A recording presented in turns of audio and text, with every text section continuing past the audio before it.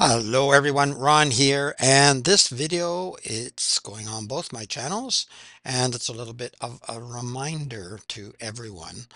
Tom Brokaw explains Canada to Americans. This was from quite some time ago, I think 14 years ago. But I think it's important to have a look at it once again. I haven't seen it before.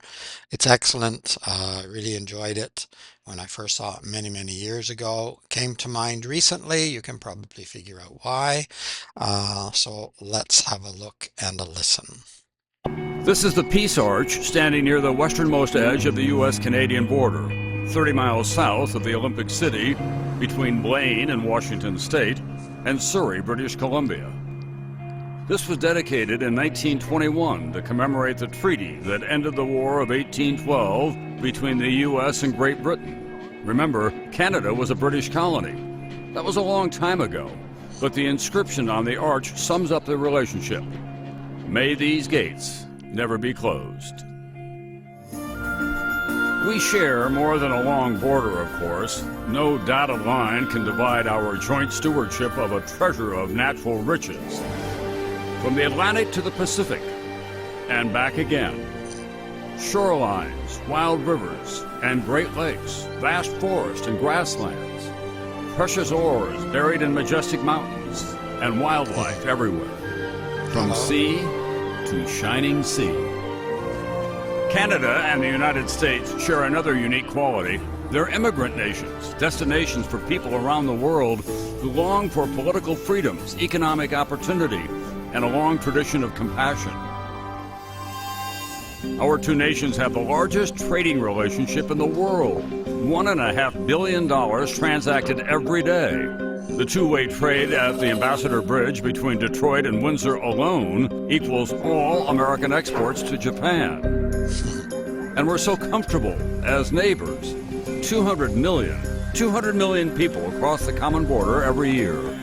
Canada, some may be surprised to learn, is America's largest oil supplier. And the United States is Canada's #1 tourist destination. In a snapshot, Canada is a huge country, second largest in the world next to Russia.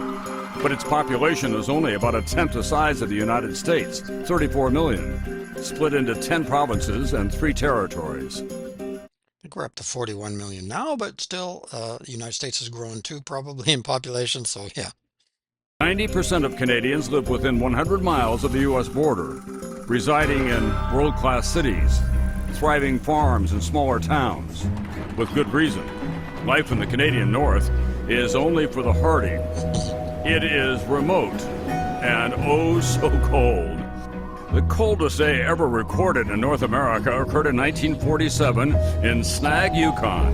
Minus 81 degrees, not including wind chill. Ouch! Jesse the Sponge.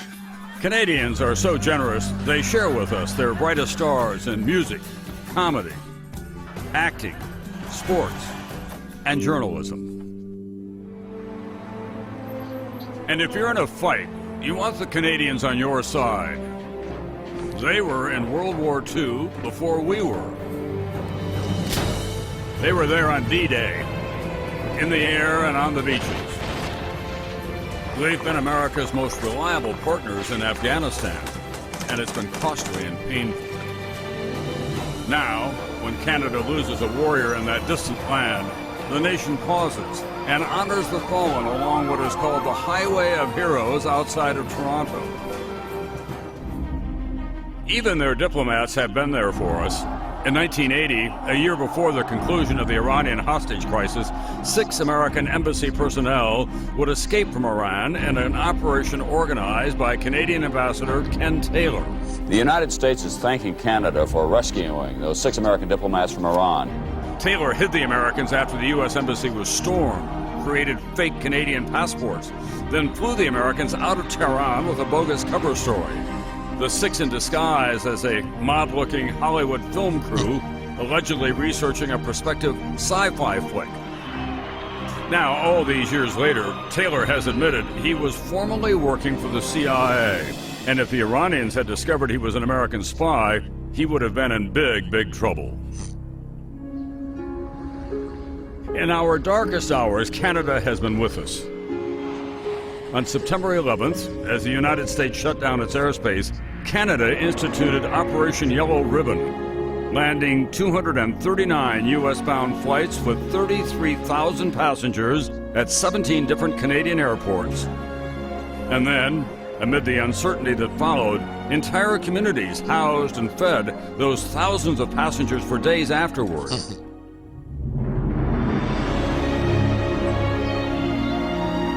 In the long history of sovereign neighbors, there never has been a relationship as close, productive, and peaceful as the U.S. and Canada. We share a continent and so much more. Speaking before the Canadian Parliament, President Kennedy summarized the relationship this way. Geography has made us neighbors. History has made us friends. Economics has made us partners. And necessity has made us allies. Those whom nature hath so joined together, said Kennedy, let no man put asunder.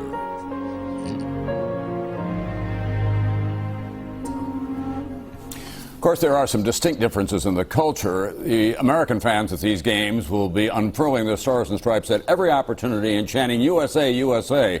The Canadian Prime Minister had to go before Parliament yesterday and urge Canadians to engage in what he called an uncharacteristic outburst of patriotism, saying, don't be afraid to wave those flags.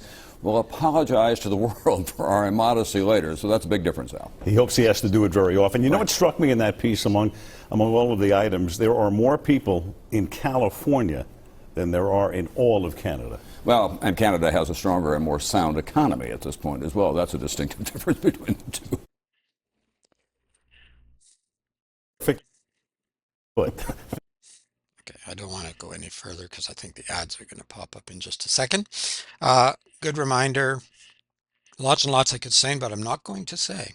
I'm going to keep it to myself mostly. But yes, it's been an amazing friendship. It has been a very positive relationship for so long and could continue to be, but it also could not. It is not impossible that one man can tear it asunder or a group. So we do need to be careful, I think, because everybody would lose. Everybody would uh, in one way or another. I think it would not be good. So I'll leave it at that. But it is a good reminder. I think that yeah, I always get emotional about anybody helping anyone. When the Americans step up and do something fantastic, when the Canadians step up and do something fantastic, when anyone does, any country, any group of people, it's wonderful to help your own, but to help others as well. And I know that many Canadians have, Canada has sent lots of planes to California to help fight the fires. I know Americans have come up here, firefighters and whatnot, to help in various disasters and problems. And I know that there's been a lot of sharing and a lot of hard work done by Americans and by Canadians to help their own country and to help their partner countries as well.